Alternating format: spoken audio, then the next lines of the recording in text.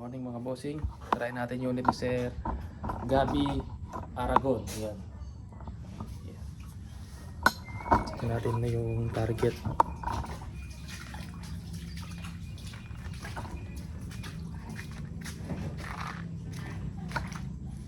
Check natin kung okay tumama.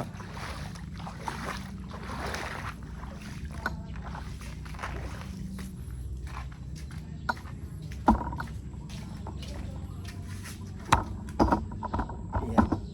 Lagay natin ito mga bossing.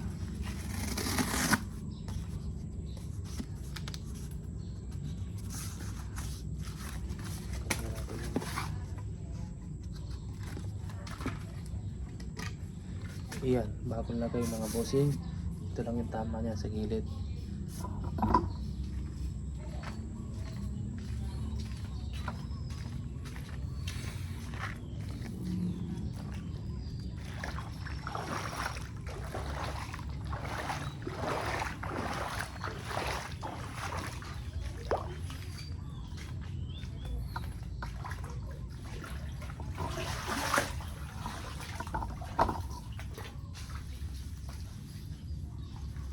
Picture mga bossing.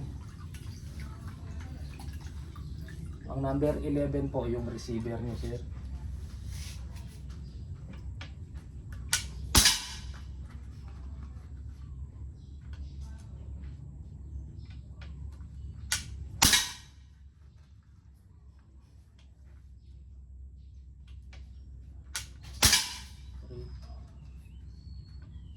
Mukhang may tumaas ah. Or yun pa rin, isang tumaas, pliers 5. Check natin, tapos Astro tayo mga bossing.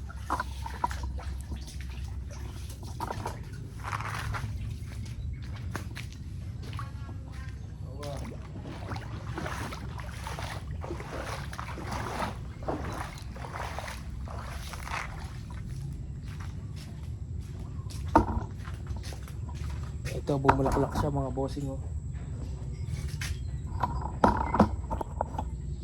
Yan siya. Bumulaklak siya. May isang medyo tumaas. Pag pinasok yung tuturo, pasok pa rin yun mga bossing. Maliit pa rin yung groupings niya. Gamit ang Meteor pellet. Yan. Bumubulaklak lang siya mga bossing. Try naman natin sa Astro.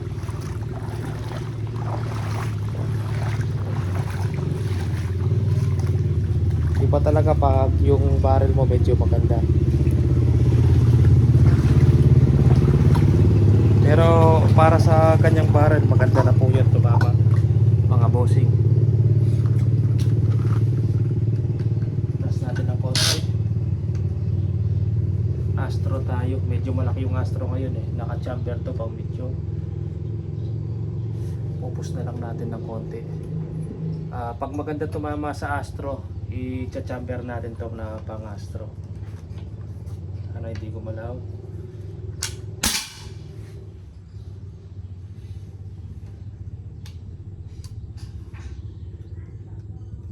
Konting push lang. Yun, dun pa rin.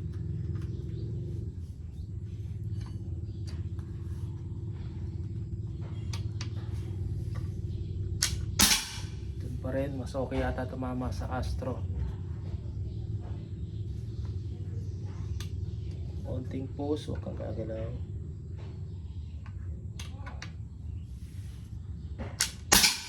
Ayun, may bumaba mga bossing.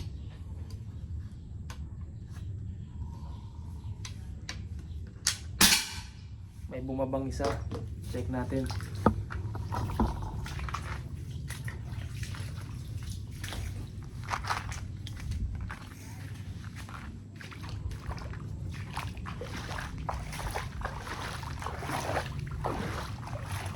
Parang mas gusto ko yung groupings na Meteor kumpara dito sa Astro kasi malayo yung isang bumaba. Ayan yung groupings niya mga bossing oh. Ito may isang bumaba. Yan. May nagpa-pliers talaga pero pa isa-isa lang po.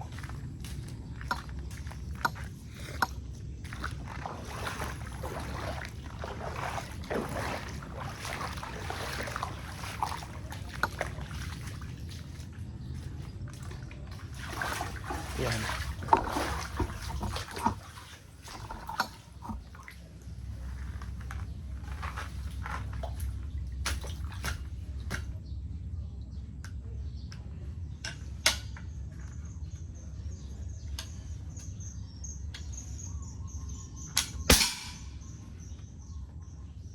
Sumama doon sa bumaba kanina, baba pa natin.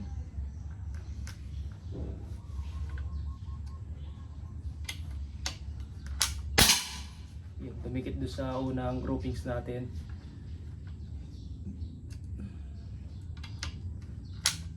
Tumabi, yun. Doon pa rin tumama. Tingnan natin kung walang pliers. Yan, wala na plier. Walang humiwala yung mga bossing.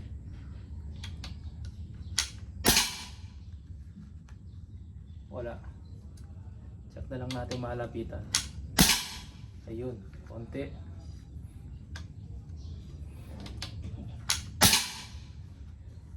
Busin na natin, nakailang shot na tayo. Okay na yan, meron pa, wala na, isa. Mature na lang sir, ang isasama ko sa unit nyo. Ayan. Ilang shots yun? 6 ba o 7?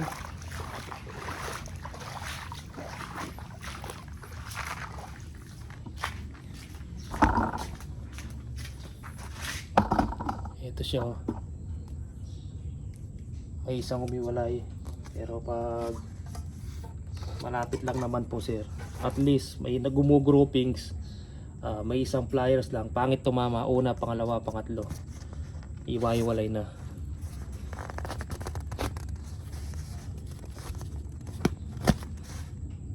Ayan, maliit pa rin yung grouping sir Gabi. Ayan, tatama ka pa rin kahit maliit yung target nyo po. Ayan, okay na po sir, maganda na yung groupings ng unit nyo, padala natin ngayong araw. Pero try kong recrown konti, linisin ko yung dulo ng barrel, baka mas mapaganda pa natin.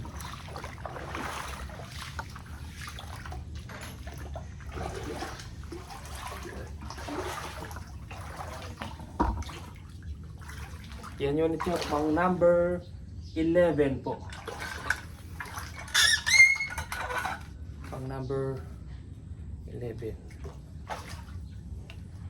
Try natin walang silencer. Ang chrono nito 850 to 860.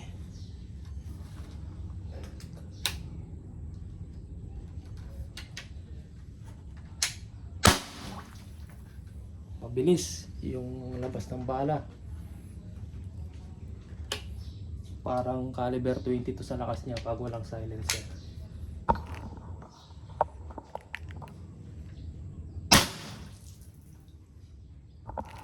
Malakas. Malakas masyado. Ito po sir. Ayan.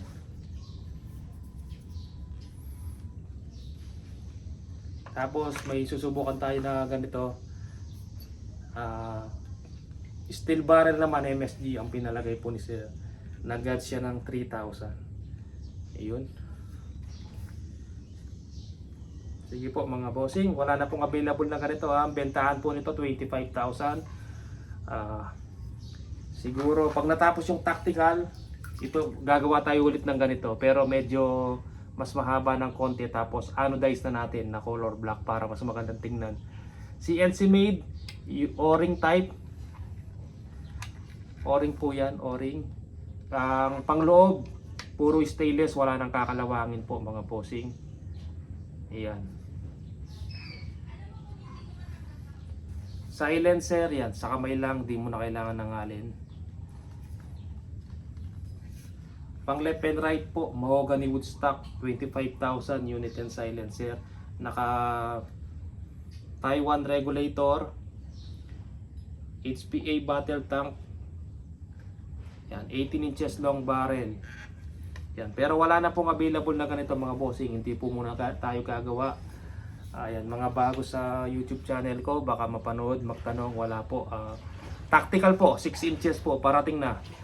Baka next week, dito na po yon, pang tactical, 6 inches po, pinagawa ko sa CNC.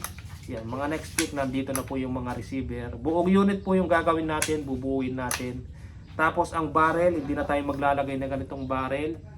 Siguro MSG steel, yung mga nilalagay ko sa mga GC Mag na magagandang tumama, yung sinusubukan natin sa 30 meters, 25 meters, yung groupings, ganun pong barrel ang ilalagay ko mga bossing. Solid steel choke barrel po. Ngayon, nasa bayan na lang po kung anong haba ang gustong papalagay. Pero siguro, ang pinakamaiksi ko doon siguro, kasi 6 inches yun, pang malakasan.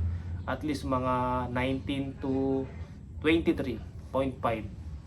Yeah.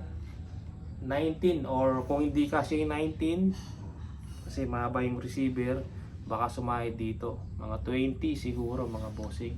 Basta pag dumating, iba-vlog ko po pag nakatapos tayo. Abang-abang po kayo mga bossing, mga naghihintay sa tactical. Iba-vlog ko po pag dumating at pag may natapos tayong unit. Iyan, mabilis pong gawin yan mga bossing.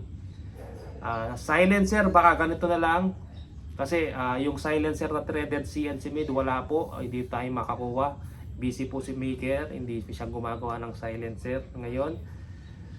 Baka ganito na lang, tapos may ganyan po na sa kamay na lang po tatanggalin. Pero mas tahimik to mga bossing.